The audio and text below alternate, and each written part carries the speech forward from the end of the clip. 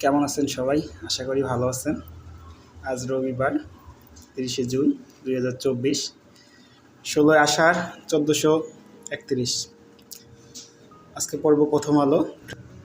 ট্রাম্পের সঙ্গে বিতর্কের পর বাইডেনের বিকল্প নিয়ে আলোচনা। আগামী নভেম্বর অনুষ্ঠিত মার্কিন প্রেসিডেন্ট নির্বাচন ঘিরে ট্রাম্প এবং বাইডেনের মধ্যে বিতর্ক হয়। তার মধ্যে বাইডেন হেরে যায় এবং তারপর তাকে নিয়ে সমালোচনা শুরু হয়। এইদিকে আছে ধনীদের ছাড়, কালো টাকা সাদা করার সুযোগ রইল। অর্থ বিল পাস, কিছু সংশোধনী আনার পাশাপাশি নতুন কিছু প্রস্তাব এনে গতকাল জাতীয় সংসদে ২০২৪ সালে অর্থ বিল পাস হয়।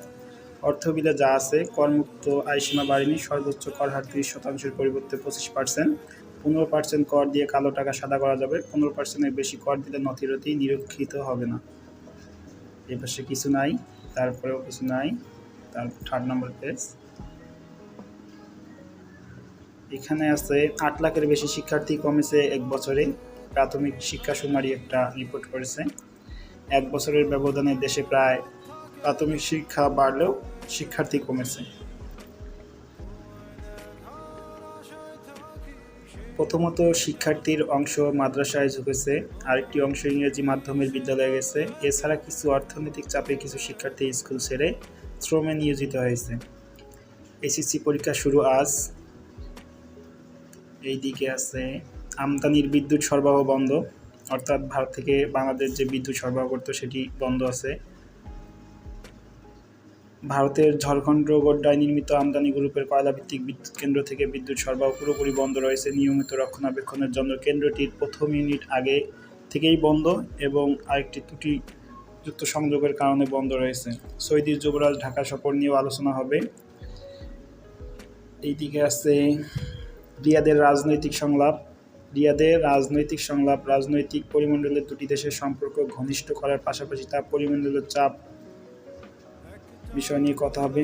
এই যে একটু আগে পড়লাম বাইডেনের বিকল্প নিয়ে আলোচনা। আসলে বাইডেনের বিকল্প হিসাবে বাইডেনের ভাইস প্রেসিডেন্ট কমলা হ্যারিসের নাম পাওয়া যায় এবং যদি বাইডেনের পরিবর্তে যদি কমলা হ্যারিসকে আনা হয় তাহলে তিনি হবেন কৃষ্ণাঙ্গ নারীদের মধ্যে প্রথম মার্কিন প্রেসিডেন্ট।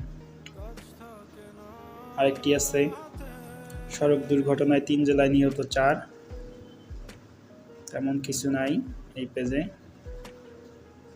গাড়িতে উঠলেই ডেবে যায় সেতু। গাজীপুরের শ্রীপুরের নতুন বাজার দোখলা সড়কের এই ছোট শিশুটি পৌরসভার দুটি গুরুত্বপূর্ণ এলাকার নতুন বাজার ও দোখলাকে যুক্ত করেছে। আসলে বর্তমান কর্তৃপক্ষ এখন নজর দেবে না, কিন্তু একটা অ্যাক্সিডেন্ট হয়ে গেলে ঠিকই তখন বলবে যে হ্যাঁ এটার ম্যাচ শেষ হয়েছিল, তখন আজে বাজে একটা রিপোর্ট বলবে। এটাই বর্তমান।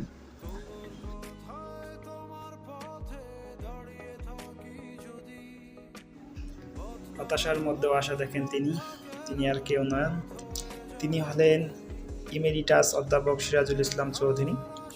তিনি বলেন, স্বপ্ন না দেখলে মানুষ থাকে না, যত উন্নতি হচ্ছে তত বিচ্ছিন্নতা বাড়ছে।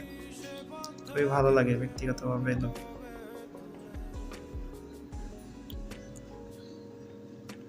তিনি আরো বলেন,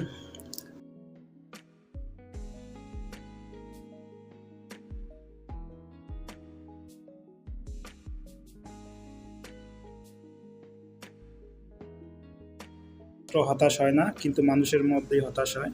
খুবই ভালো একটা কথা, অনেক ভালো লাগছে এটা। তারপর পাশে এইদিকে তেমন নাই। তারপর রাষ্ট্র ব্যবস্থা দেখছেন ব্রিটিশ, পাকিস্তান এবং বাংলাদেশ। তিনি বলেন, বাংলাদেশ রাষ্ট্রেও কিন্তু ঔপনিবেশিক শাসন রয়েছে। অর্থাৎ তিনি একটা গুরুত্বপূর্ণ দিক নির্দেশনা বক্তব্য এখানে তুলে ধরছেন। এটা আমাদের দরকার নাই তেমন, জবের ক্ষেত্রে এখান থেকে প্রশ্ন তেমন হয় না। এটাও নাই, বিনোদন পাতা থেকে আসে না। তারপরে এটাও আমাদের তেমন প্রয়োজন নেই, আমরা স্কিপ করব এইখানে। আপনারা জানেন যে ইরানে নির্বাচন চলতেছে, ইরানের প্রেসিডেন্ট নির্বাচন। ইরানে গত শুক্রবার প্রেসিডেন্ট নির্বাচন কোনো প্রার্থীর প্রয়োজনীয় 50% ভোট না পায় 5 জুলাই দ্বিতীয় দফা নির্বাচন। সংস্কারপন্থী মাসুদ পেজিশিয়ান 1,04,00,000 ভোট পেয়ে নির্বাচনী দৌড়ে এগিয়ে আছেন। এদিক তেমন কিছু নাই। অসহনীয় পরিস্থিতির শিকার গাজাবাসী। ইসরায়েল আগ্রাসন, জাতিসংঘের শরণার্থী বিষয়ক সংস্থা UNRW কর্মকর্তা বলেন, গাজাবাসী খুবই শোচনীয় অবস্থায় জীবনযাপন করছে। সত্যি গাজাবাসীর অবস্থা খুবই ভয়াবহ। লেবাননে হামলা হলে ব্যবস্থা নেবে ইরান। ঝুলন্ত পার্লামেন্টের দিকে ফ্রান্স, বাড়ছে অনিশ্চয়তা। এটা ইউরোপের নির্বাচন সম্পর্কে বলছে। এটা তেমন আমাদের ইম্পর্টেন্ট না, আমরা স্কিপ করব। মোদিকে আক্রমণ সোনিয়ার, মুখে সহমত, কাজে সংঘাত। খুবই ভালো লাগছে প্রতিবেদনটা। লোকসভায় মোদি সরকারের মনোভাব ও আচরণ দেখার পর কংগ্রেসের সংসদীয় দলের চেয়ারপারসন সোনিয়া গান্ধী হিন্দু পত্রিকায় নিবন্ধন লিখছেন। অনেক ভালো লাগছে নিবন্ধনটা, সময় হলে কেউ পড়ে নেবে। তারপর তেমন কিছু নাই। প্রচারের সময় যিনি নিজেকে ঈশ্বর সমতুল্য বলে জহির করেছেন, তার কাছে এই নির্বাচন ব্যক্তিগত, রাজনৈতিক ও নৈতিক পরাজয়। অনেক ভালো ভালো কথা বলছেন। সোনিয়া গান্ধীর প্রতিবেদনটা অনেক ভালো লাগছে। তেমন কিছু নাই এই দিক।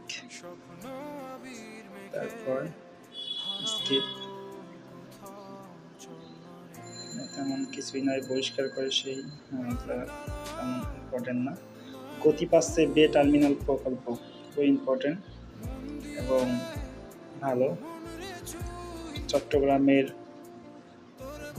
বিমান টার্মিনাল এলাকায় চেয়ে বড় বন্দর জলসীমা শেষ প্রান্তে চট্টগ্রাম। ইপিজেটের পিছনে সাগরপাড়া থেকে শুরু হবে বে টার্মিনাল পরিকল্পনার সীমানা, যা গিয়ে আহমেদ চৌধুরী স্টেডিয়ামের অদূরে রাসমণিঘাটে প্রকল্প এলাকায় 6.15 কিলোমিটার লম্বা। এটার দৈর্ঘ্যটা খুবই ইম্পর্টেন্ট, যে বে টার্মিনালের দৈর্ঘ্য কত মিটার? 6.15 কিলোমিটার। পরীক্ষা আসার মতো। এবং এতে নিয়োগ বিশ্বব্যাংক। এতে সুবিধা হবে আমাদের। চট্টগ্রাম বন্দরের সীমাবদ্ধতা থাকায় বড় আকারের জাহাজ যেটিতে ভেড়ানো যায় না। অবশ্য দিনের বেলা জাহাজের সময় জাহাজ ভেড়ানো যায়।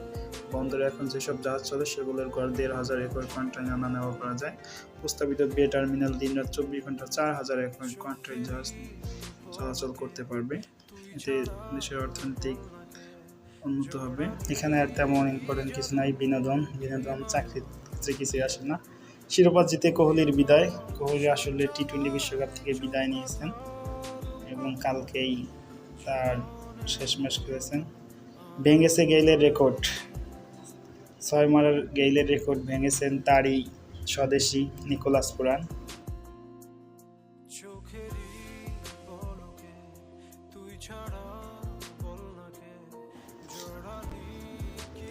কর্মবিরতিতে যাচ্ছেন বিদ্যালয়ের শিক্ষকরা। পেনশন নিয়ে চলছে আন্দোলন শিক্ষকদের। পরের বিশ্বকাপ খেলবে কারা? খুবই ইম্পর্টেন্ট। 2026 সালে টি-20 বিশ্বকাপ আয়োজক দেশ হচ্ছে ভারত ও শ্রীলঙ্কা। আর তেমন ইম্পর্টেন্ট নাই এই দিক। এই পর্যন্তই আজকের নিউজ পেপার, তেমন নাই। থ্যাংক ইউ সবাইকে।